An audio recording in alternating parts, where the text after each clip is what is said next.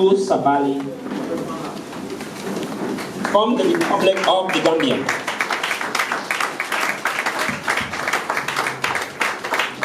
Thank you. Thank you very much. You can take your seats.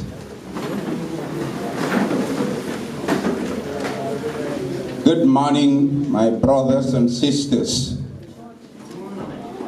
Hello, good morning. With all the rain and forest in Liberia, you can give me more energy than that. Good morning. Thank you. Now we are talking. I want to start off by acknowledging the distinguished guests here present.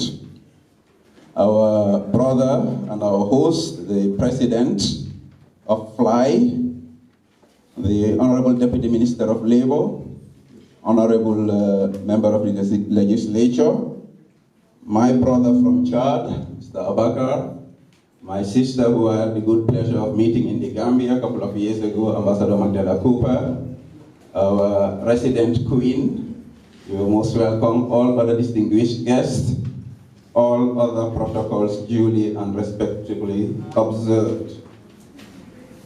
I bring you greetings from the Gambia, the smiling coast of Africa. Yes, we are called the smiling coast of Africa. And when we say it, we smile. So you may smile in return. See, the room is a little bit brighter for it. I bring you greetings from our beautiful country, but I'll give you salutations from your own national hymn sheet. All hail Liberia, hail. This glorious land of liberty shall long be ours. And I say ours because I am now one of you. I hope you accept me. Indeed, your country, our country, Liberia, has for long represented the not so bright side of Africa. But with time, Liberia has also become the emblem of resilience for the entire black race. From the history of how the founders of this country settled here, to your battle against civil war,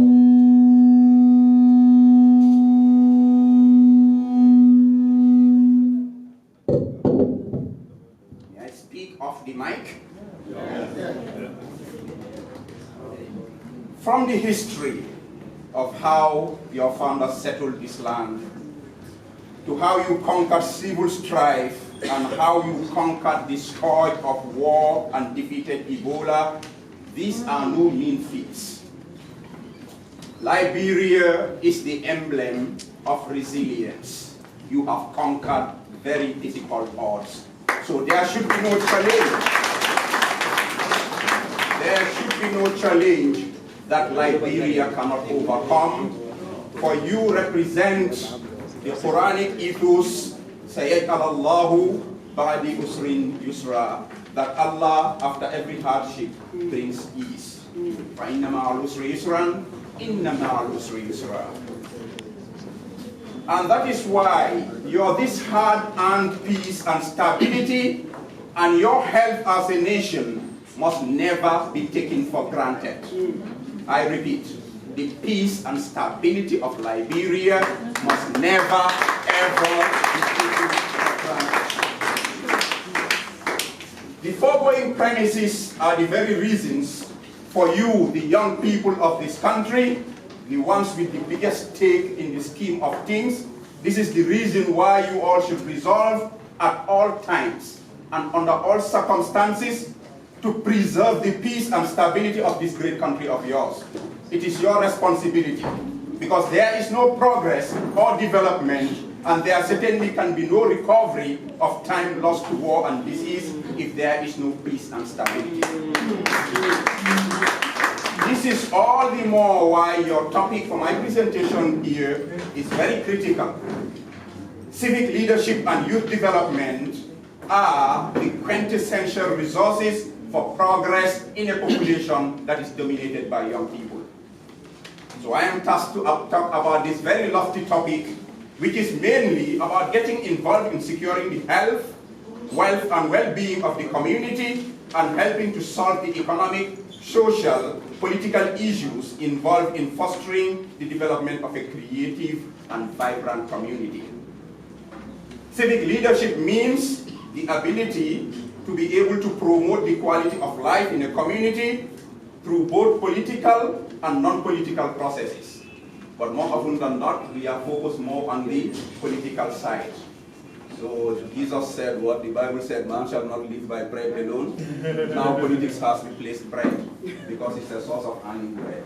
But there is more to life than politics. There is more to civic leadership than politics. Let us start off with the process of leadership, be it civic or not. I believe personally, contrary to whatever thought is trending now, I believe that by and large, leaders are born and not made. From Adam and Eve to our collective patriarch Abraham to Moses, Mary, the mother of Jesus, George Okonware, I believe leaders are born. But I believe also that one can enhance or acquire leadership skills through training and mentoring. Civic leadership is indeed a noble endeavor, and I want to emphasize the need for civility and respect for our leadership as we hit the roads for civic leadership, because sometimes we confuse it for aimless, noisy activism without any goals in sight. If you are a Christian or Muslim, then you would agree with me that leaders are anointed. Does that negate democracy and elections? No. For as we go to the polls to assert our voices and our choices, we are but manifesting the classic Latin maxim, vox populi, vox Dei. The voice of the mass is the voice of God.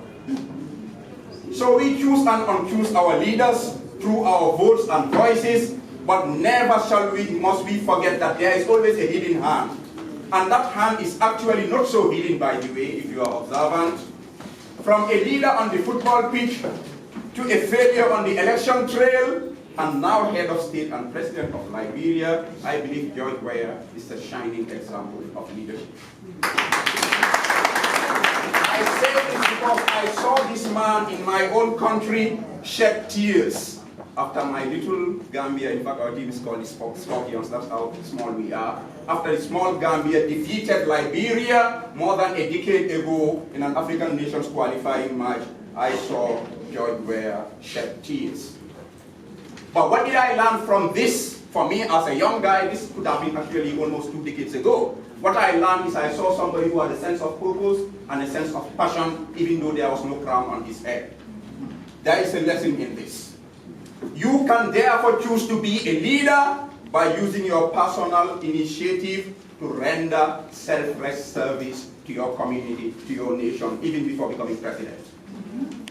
This calls for a lot of personal sacrifice of time and resources, and your own comfort. It also demands great levels of patience and perseverance, for it is not always the case that those on whose behalf you would sacrifice and fight for, it's not always the case that those people would appreciate and honor you in your own lifetime. It often attracts the evil schemes and unkind words of envious ones, and it could bring about negative ramifications to your person and personality. But the true leader is the one who would be patient and would persevere even under the most dire circumstances. The examples abound, but I present to you the case of the legendary Martin Luther King Jr., that towering giant of civic leadership who climbed against all odds to reach the top of the mountain of hope and prophesied, "I have a dream." So as a young person aspiring for civic leadership, especially in the domain of youth development, you must be able to dream and dream positively.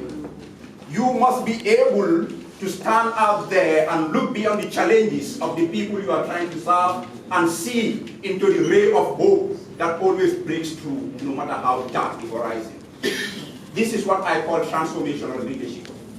And in a recent speech to the Confederation of West African Youth in Freetown, I posited thus about this kind of transformational leadership, taking inspiration from the Holy Bible, Romans 12 verse 2, where we are taught by the good Lord that do not be conformed to this world, but be transformed by the renewal of your mind. Be transformed by the renewal of your mind, not your mouth, because the mind is more powerful than the mouth, and the mind gets fed by listening and not speaking. And if they don't hear that, I will walk to them so that they do hear. I came here so that you can listen to me. Thank you for your kind attention. So the Holy Bible is telling us, the Holy Bible is telling us to be transformed by the renewal of our mind, that you may prove what is the will of God, what is good and acceptable and perfect. So it's mind over matter, it's mind over stones, it's mind over the burning of tires. It's the mind that we should use if we are going to bring about transformational civic leadership. What we need is a new crop of leaders that would help us to walk on the waters of information communication technology and break bread in agricultural labs to feed our people that currently depend on imported food, whether it's bought or it's aged food. But such a leadership must stop looking at this business of copying and cutting and pasting whatever is done in the West. We need to be original, because as Africans and people of African descent, we have a very glorious and rich past that we can learn from. Such a leadership would learn and appropriate lessons from far and wide, but it would never just be a copycat. The new kind of leadership I envisage for you and for the whole continent, is one that would rise above our current challenges and dream beyond the tough cliffs and lift our imagination into the glorious values of the future. This is the kind of leadership that thrives on inspired vision. So emulate the style and character of the late Martin Luther King Jr. Be bold in dreaming, be strong in pursuing your dreams. My brothers and sisters, this is a reminder for us to be civil in whatever we do as young leaders or aspiring leaders. Let us imbibe the ethos of non-violence and peaceful approach through dialogue in our civic overtures. Martin Luther King Jr. did it. Mahatma Gandhi did it. No matter how tough the situation and circumstances, no matter how agitated our base and our followers, let us as leaders approach issues with caution and with a determined ethos of peaceful resolution of matters dear to us and our flock. Since the sub-theme of my speech is youth development, let me link civic leadership to that critical issue as well. Leading young people and matters related to young people is one of the most critical and challenging roles that anybody can undertake. So your presidents and former presidents know about this. Our youths are faced with challenges unprecedented, and the means to solving these challenges are woefully limited, especially in our part of the world. So how does one exercise leadership under such circumstances? My keys I'm handing to you is to have a sense of purpose, In this era of Twitter and Instagram, yes, some of you are on Facebook right now, I know it. We are often misled into utterances and actions trained more towards the need for likes and shares than the original purpose which put us into the situations that gave us access to the platforms of leadership. Be true to the vision and goals of your organization, no matter what. Know that no matter how dire the conditions, there is always a solution for a leader with a sense of purpose, passion, compassion, and with the golden characteristic of consistent consultation with team members. What did I say? Consistent consultation with team members. Yes, I said I believe leaders are born. I said I believe God chooses leaders, but God also instructs leaders to be in constant consultation with their people, and that's why we have people like him serving in the National Assembly. It's not just supposed to be a toy. With purpose and passion combined, you can solve any problem if you add to that the golden key called persistence. As we are taught in the Holy Bible, James 1 verse 12, blessed is the one who perseveres under trial, because having stood the test, that person will receive the crown of life that the God has promised those who love him. In the Quran, Allah teaches us that He is always with those who are patient and persistent in persevering. He tells us in Surah Baqarah, Inna Allaha ma'as sabirin. So let us then be up and doing with a heart for any faith, as the quiet Henry Wadsworth Longfellow would put it. As youths and youth leaders, let us embrace authenticity and learn to be ourselves, and to also represent the true interests of our groups and organizations. If you are a youth leader and you are operating those in power, for yourself to get that new smartphone or that new car or that trip to Washington, even if they want to do it, even if they do it, the good Lord will take the blessing out of it. And that's why you see some people driving in big cars and they are not happy. Let us be true and authentic in our leadership roles as young people. Above all, let us learn to rise above our daily frustrations and our challenges, and rise up to a higher calling to think and dream beyond our narrow personal interest. And the civic leadership business, I think, is even more lucrative than entrepreneurship now. I'm not saying you should not benefit from your leadership roles, but please let the interest and purpose of the organization always reign supreme. The ethos of living far and above our narrow selfish interest is the high road to greatness, trodden by the great people of the world. This is the road not taken by the majority. Yet this is the road of the great ones like the legendary Osagyefo Kwame Nkrumah, Leopold Sedar Senghor, Martin Luther King Jr., Mahatma Gandhi. These are the roads that they took. They were able to see beyond their personal narrow interest. And once you do that, never think that you are being left behind. The good Lord, the Lord of grace, will take care of you. And this is the road of thinking and dreaming beyond ourselves, the road of pushing first the interests of our societies, our communities. This is the only road that will bring the happiness that we dream of. This is the road that will lead us together to our envisaged promised land, a happy land, a home of glorious liberty. By God's command, a home of glorious liberty. By God's command. Congratulations to all the members and affiliates of the Federation of Liberian Youth. I want to thank you for your kind attention, and may God bless, guide, and protect your great country, Liberia, a home of glorious liberty.